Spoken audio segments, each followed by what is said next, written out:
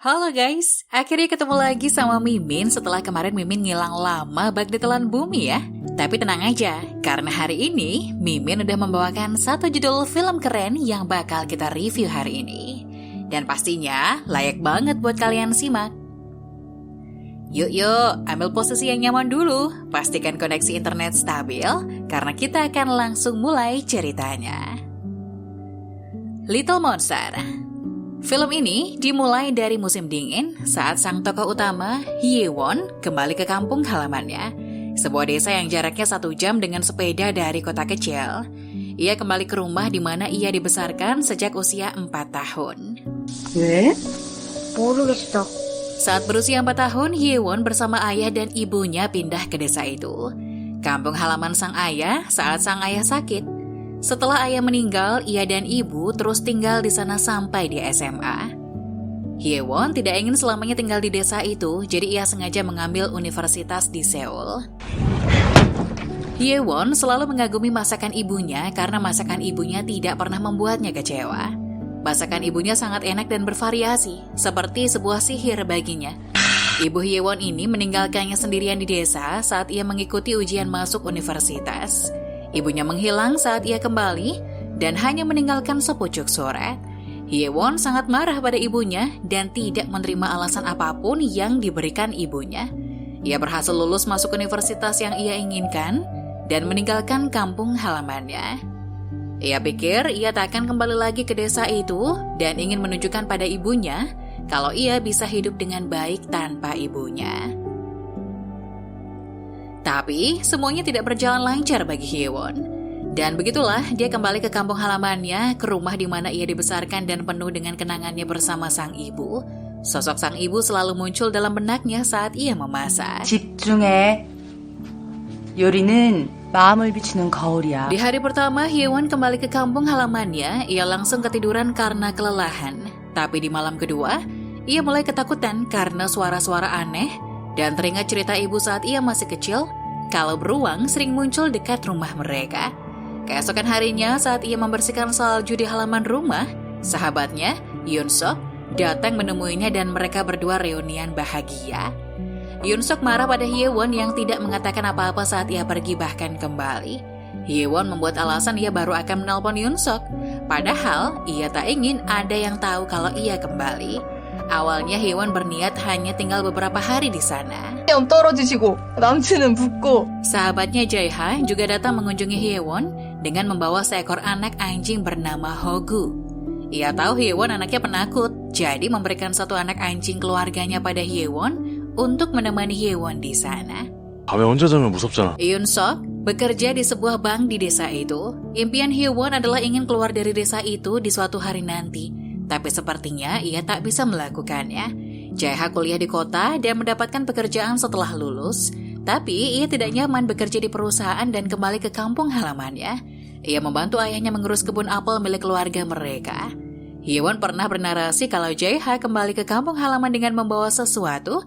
Setidaknya ia sudah punya tujuan apa yang akan ia lakukan saat kembali ke kampung halaman. Sementara Hye-won merasa kalau dirinya bahkan tak menemukan apapun. Hye-won menghidupi dirinya sendiri di Seoul. Ia bekerja part-time di sebuah minimarket dan sering menghadapi hal yang sulit. Saat ia kelaparan, ia membeli makanan, tapi makanan kadang sudah basi. Hubungannya dengan pacarnya juga tidak berjalan dengan baik. Ia dan pacarnya sama-sama ikut tes jadi guru. Pacarnya lulus, tapi dia tidak lulus. Yoon-sok mengatakan kalau Hye-won punya harga diri yang terlalu tinggi. Makanya Hye-won kabur ke desa karena dia tidak lulus ujian guru. Selama di desa itu, Hye-won menghabiskan waktunya dengan memasak. Untungnya, bibinya memberikan persediaan makanan untuknya. Ia juga mengundang Yoon-sok dan Jae-ha ke rumah untuk main. Yoon-sok menyukai Jae-ha, membuat Hye-won cukup kaget karena Yoon-sok bisa memandang Jae-ha sebagai seorang pria. Padahal dulu mereka sering mengejek Jae-ha sebagai anak ingusan. Yoon-sok bersikap tsundere pada Jae-ha. Mereka berdua sering bertengkar karena hal-hal yang kecil dan bisa dibilang Jae-ha itu target bulian Yoon-sok dan Hye-won. Kadang aku kasihan melihat Jae-ha. Jaeha sepertinya menyukai Hyewon meski dia tidak pernah mengatakannya secara langsung. Tapi dari sikap gugupnya, kebaikannya, ia mengingat semua tentang Hyewon. Di sini, Mimin bisa menebak kalau dia menyukai Hyewon dan sepertinya Eun Sok tahu akan hal itu, tapi ia tidak menyerah. Lalu bagaimana dengan Hyewon? Mimin ragu ya mengenai perasaan Hyewon. Sepertinya sih dia masih belum menganggap Jaeha sebagai pria, hanya sebagai teman aja. Selain memasak, Hyewon juga menghabiskan waktu memotong kayu untuk perapian, membuat arak beras, merajut, dan lain sebagainya. Saat musim semi tiba, maka musim tanam tiba. Hyewon mulai menanam kentang di ladangnya, ke hutan mencari makanan yang dipersiapkan di musim semi untuk dimakan di musim gugur, membeli bibit di pasar untuk ditanam di ladangnya sendiri dengan bantuan Jaeha dan Eun Sok, yang tentu saja bertengkar saat mereka menanamnya. Hyewon juga membantu di sawah milik bibinya saat mereka mulai menanam bibit. Saat Hyewon di kota, teman-temannya selalu mengatakan Hyewon akan bosan kalau kembali ke desa. Tapi kenyataannya, Hyewon tidak punya waktu untuk bosan karena ia sangat sibuk. Hyewon tidak takut dengan ulat dan ia terlihat sangat pemberani. Karenanya, sejak kecil, Hyewon memang sudah bercocok tanam. Ulat bukan hal yang menakutkan baginya. Yang Hyewon takutkan adalah ayam yang terbang, dan tetangga yang menggosipkannya, juga ibunya yang selalu muncul saat ia memasak. Setelah sekian lama, Hyewon mendapat surat dari sang ibu. Surat yang tidak ada alamat pengirimnya. Jadi ia tak bisa mengembalikan surat itu. Meski agak kesal, Hyewon membacanya dan benar-benar makin kesal karena isi surat itu bukanlah surat melainkan resep roti kentang. 저거였지. Dulu ia pernah meminta ibunya mengajarkan resep itu, tapi ibunya menghilang sebelum sempat mengajarkannya. Saat musim panas tiba, tanaman Hyewon sudah tumbuh tinggi, terutama tomat di ladang kecilnya. Ia sibuk mencabut rumput yang tak ada habisnya. Ia juga sempat bertengkar dengan Eun Sok karena ia tak menanggapi dengan serius masalah Eun Sok. Ia meminta maaf pada Eun Sok dan membawakannya makanan. Makanan yang dulu dimasakkan oleh ibunya saat ia sedang kesal pada sang ibu.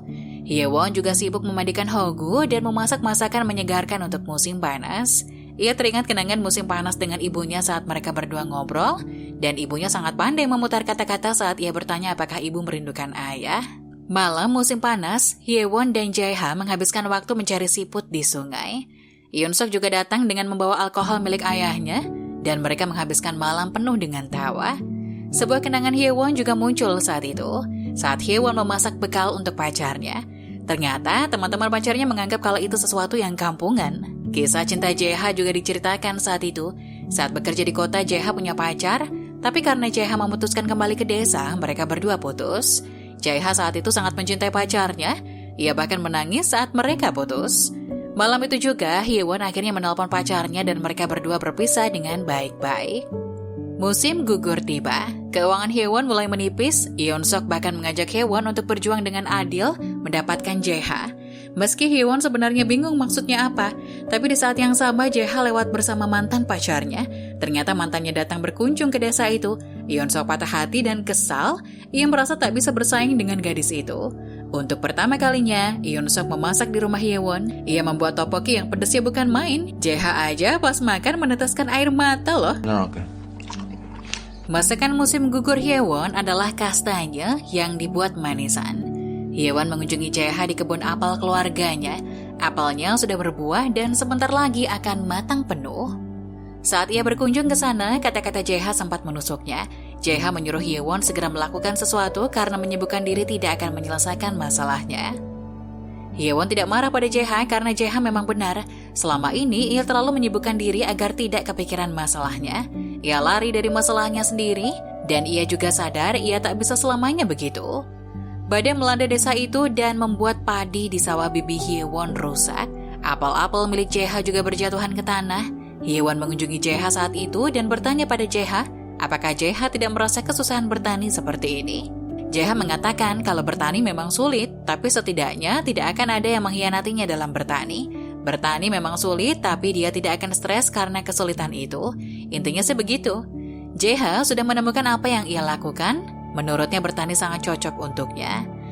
Nah, ada adegan di mana Jaeha memberikan apel pada Hyewon dan mengatakan kalau ia sudah lama ingin memberikan apel itu pada Hyewon. Apelnya bertahan saat badai, tidak seperti Hyewon. Itu sebenarnya apel permintaan maaf dari Jaeha karena kejadian waktu itu. Musim gugur tentu saja tidak lengkap tanpa membuat kesemak kering. Jadi Hyewon menghabiskan waktu dengan mengupas kesemak untuk dikeringkan, untuk dimakan di musim dingin.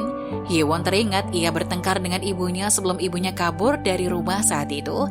Dan dalam surat, ibunya menulis alasan kenapa ia pergi dan intinya, ia ingin melakukan hal yang tidak bisa ia lakukan saat ayah sakit dan setelah ayah meninggal.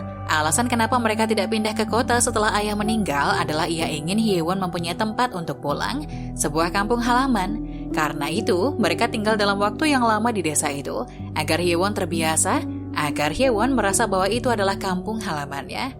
Akhirnya, setelah bertahun-tahun, Hyewon baru memahami dan mengerti alasan kenapa ibunya pergi.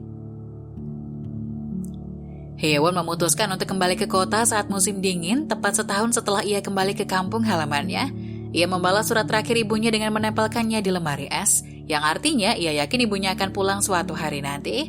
Sama seperti saat ia datang, Hyewon tidak mengatakan pada siapapun saat ia pergi. Ia meninggalkan surat itu di pintunya. Barang siapa yang pertama kali menemukan surat itu, maka orang itu bertugas merawat Hogu. Yoon-sok kesal sekali karena Hyewon pergi tanpa mengatakan apa-apa, bahkan meninggalkan ladangnya yang baru ditanami bawang. Yoon-sok dan Jae-ha adalah orang yang merawat ladang Hyewon selama Hyewon pergi.